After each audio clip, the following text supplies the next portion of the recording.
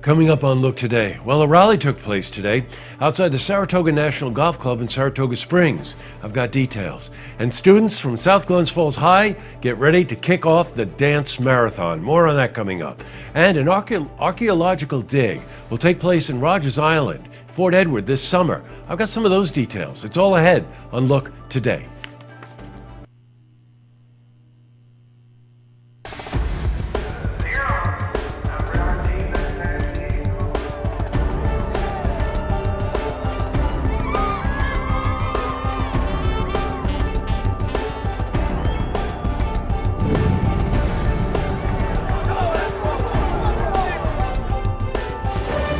Welcome everyone and happy Friday. I'm Jay Hood Jackson and this is Look Today. All right, in tonight's program, I sit down with Michael Prezioso. He's a commissioner of the Saratoga County Department of Mental Health and Addiction Services. And we're joined by Amanda Duff. She's a public health educator for Saratoga County Public Health. They're here to shed light on a very important issue, the devastating effects of suicide and how to spot the symptoms. I also sit down with Gabrielle Crepin and Aiden Stewart. Now, they're the co-chairs for the South High Marathon Dance, and they discuss the recipients of this year's dance and the long tradition of this amazing marathon. Plus, we've got your weather for the Tri-North counties for this weekend. First, these headlines. Well, in our lead story, a rally took place outside the Saratoga National Golf Club in Saratoga Springs today at 5:30.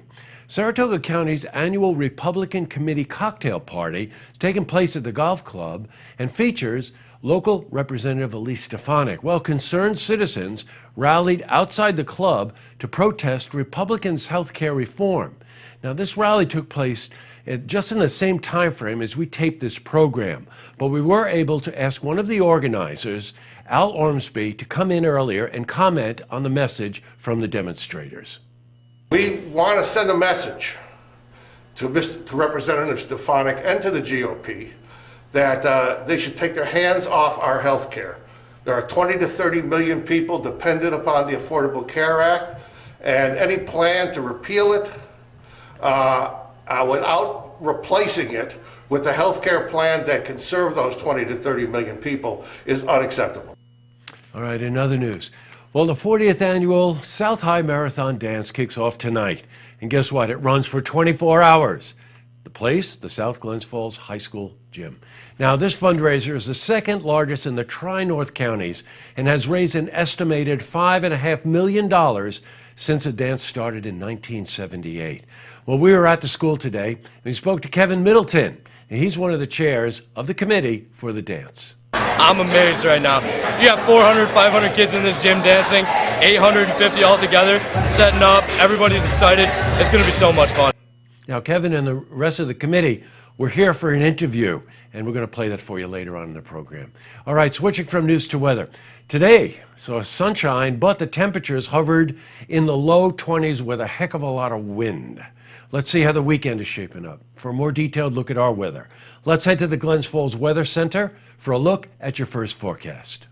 Thank you, Jesse. We have some very, very cold weather on the way, starting already tonight as high pressure down to our south keeps our skies clear and rotates in those winds out of the north, pretty much straight out of Canada. Arctic Express temperatures will come crashing back down, and we could even see a little bit of snow activity on the back edge of the system, although that should be quickly pushing in and out for the overnight hours. But you can see 4 below in Burlington, Albany 9, Boston at 5 degrees. Around much of the Glens Falls area, we're going to be watching temperatures sinking down to 6 with mostly cloudy skies with the wind factored in. Wind out of the northwest between 10 to 15 could feel as cold as 10 below zero. For the daytime tomorrow, we'll continue to watch bitterly cold wind chills in the teens, maybe scratching to a high of 21. It will be a very cold day despite the sunshine out the door tomorrow morning. We're going to expect to see the wind chills back still below the 0 degree mark, so very cold start, but the day will be eventually filled with sunshine and still breezy conditions will last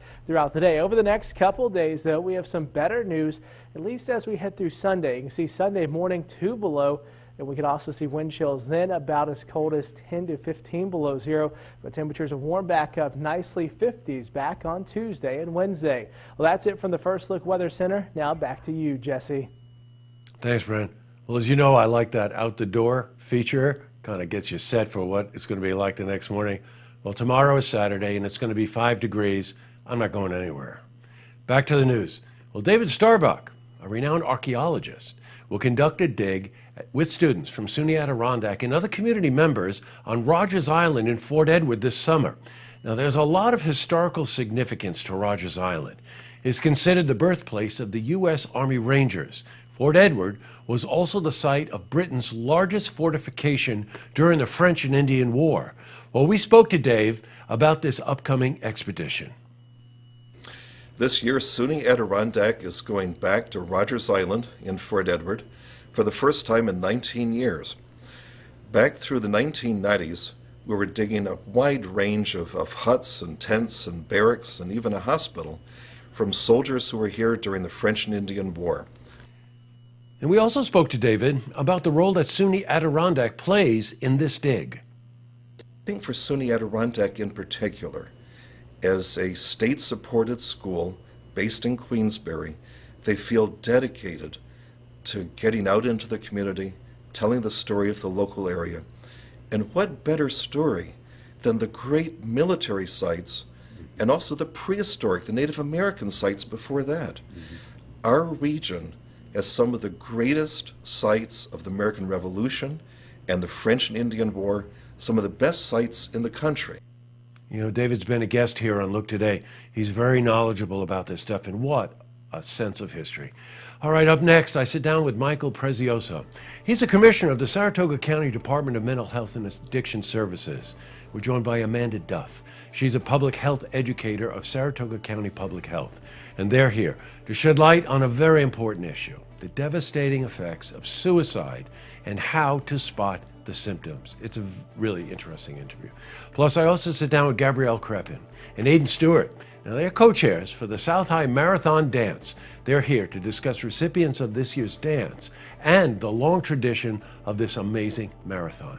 But first, if you see news happening, you want to share a story idea, how about join us for an interview? Then give us a call on the hotline. The number is 798-8000.